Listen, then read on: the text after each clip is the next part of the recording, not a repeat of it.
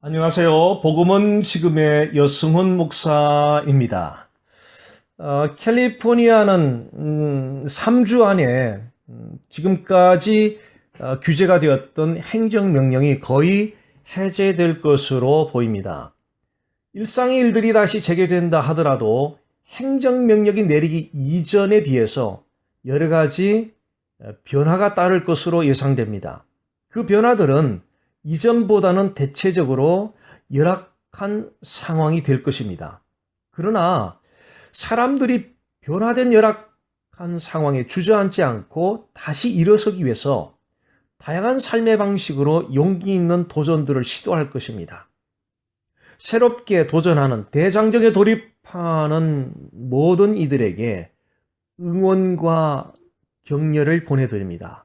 동시에 그리스도인들이 환기하여야 할 한 가지 사실이 있습니다. 그것은 그리스도인의 삶의 방식입니다. 야고보가 그리스도인들이 피해야 할 삶의 방식과 그리스도인들이 추구해야 할 삶의 방식에 대하여 제시한 바 있습니다. 먼저 야고보는 그리스도인들이 피해야 할 삶의 방식을 제시하였습니다. 들으라, 너희 중에 말하기를 오늘이나 내일이나 우리가 어떤 도시에 가서 거기서 1년을 머물며 장사하여 이익을 보리라 하는 자들아. 야고보서 4장 13절 말씀입니다.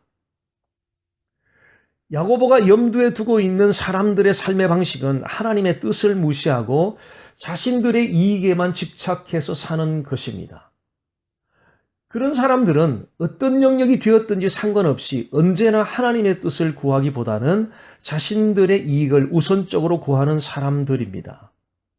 이익 앞에서는 하나님과 하나님의 뜻 같은 것은 하나의 사치스러운 개념이 되고 마는 것이지요.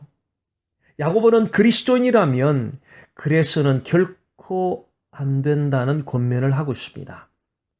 이익을 우선적으로 추구하는 삶의 방식이 기독교 신앙에 가져다 줄 수 있는 해악은 복음의 본질을 추구하지 않고 표면적인 성과에 매어 달리게 된다는 것입니다.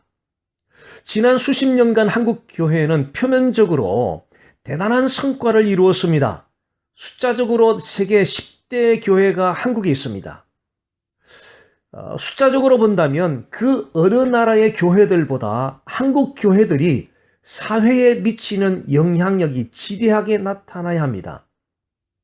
그러나 모두가 인정하듯이 한국의 교회들이 한국 사회에 미치는 영향력적인 측면에서는 안타까운 점이 매우 큽니다.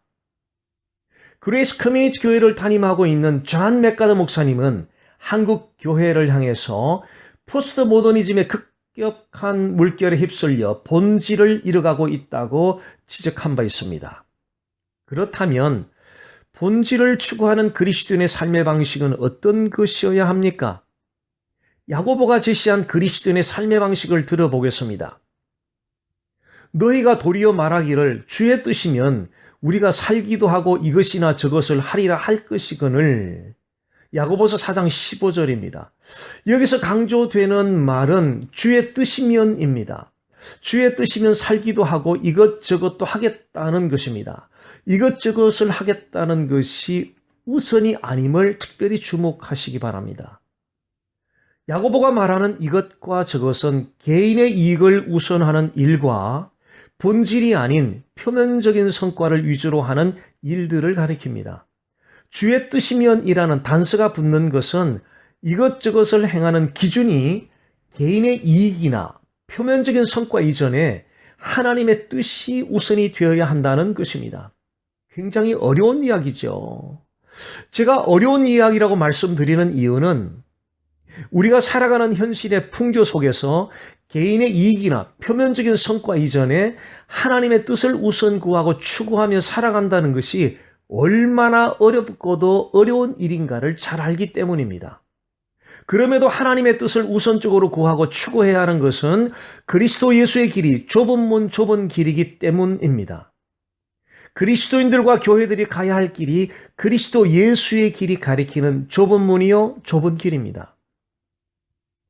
세상 풍조를 따라 넓은 문, 넓은 길을 덥석 붙잡고 걸어가면 다음 세대에 남겨줄 하나님 나라의 영광스러운 유산이 전혀 남지 않게 될 것입니다. 자신의 이익과 표면적인 성과를 우선적으로 추구하는 것은 인생을 이 세상이 전부 다인 것으로 인식하는 불신앙의 사고에 근거한 것입니다. 그런 사고를 가진 사람들은 이 세상 너머에 있는 실제 세계로서의 영혼을 결코 소망하지 않습니다. 인생을 눈에 보이는 세상만 바라보고 눈에 보이지 않는 영혼을 바라보지 못하고 교회를 다니며 예배에 참여하는 사람들이 얼마나 많은지 현대 교회들은 헤아려 보아야 할 것입니다. 이번 코로나 바이러스 사태는 기독교 신앙의 본질을 되짚어보고 본질로 복귀하고자 하는 진짜 스피리추얼 무브먼트가 일어나기에 너무나 좋은 골든 타임입니다. 단순히 예배당 예배 출석률을 높이는 정도의 전략이 아닙니다. 예배당 예배 출석률을 높이는 것이 회복의 목표가 아닙니다.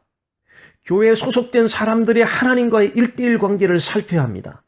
본질로의 회복은 그 중심이 하나님과의 인격적인 관계에 달렸기 때문에 눈에 띄게 나타나지 않을 수도 있고 오랜 시간이 걸릴 수도 있습니다.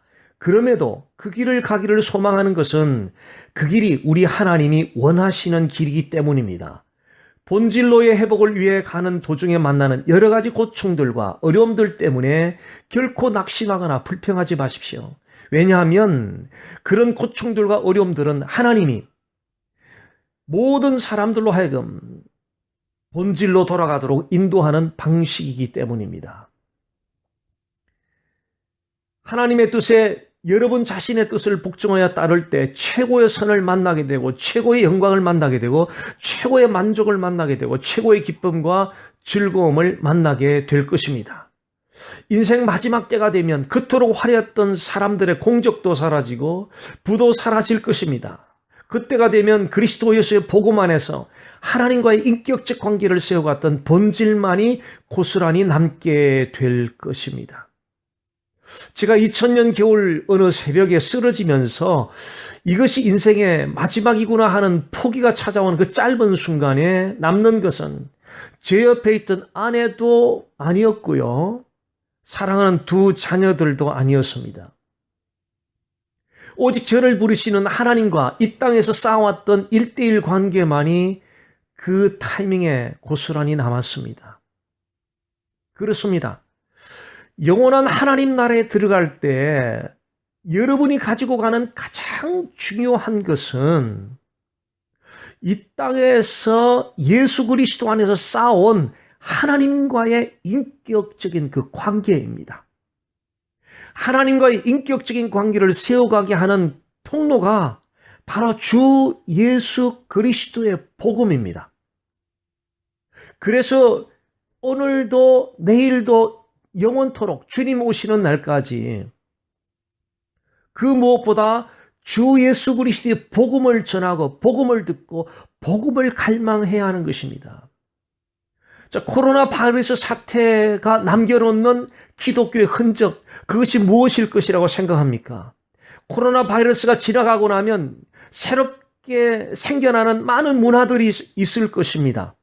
그렇다면 기독교 안에는 어떤 문화가 형성되어야 하겠습니까? 지금까지는 주 예수 그리스도의 복음을 사활을 걸고 매달리지 않았던 교회들이 코로나 바이러스 사태 이후에는 주 예수 그리스도의 복음에 사활을 걸고 일어나는 그런 모습으로 새롭게 변화된 그런 기독교의 모습이 코로나 바이러스 사태 이후에 하나님이 기대하는 모습 가운데 하나일 것입니다. 코로나 바이러스를 통하여서 회복을 갈망하는 많은 영역들이 있습니다. 그 가운데서도 무엇보다 회복을 갈망해야 할 것은 모든 교회들이 머리이신 주 예수 그리스도께 대한 확실한 믿음과 신뢰를 가지고 복음의 깃발을 온전히 흔드는 그런 교회로 거듭날 수 있도록 그렇게 한번 기도해 주시기 바랍니다. 감사합니다. 복된 하루 되십시오.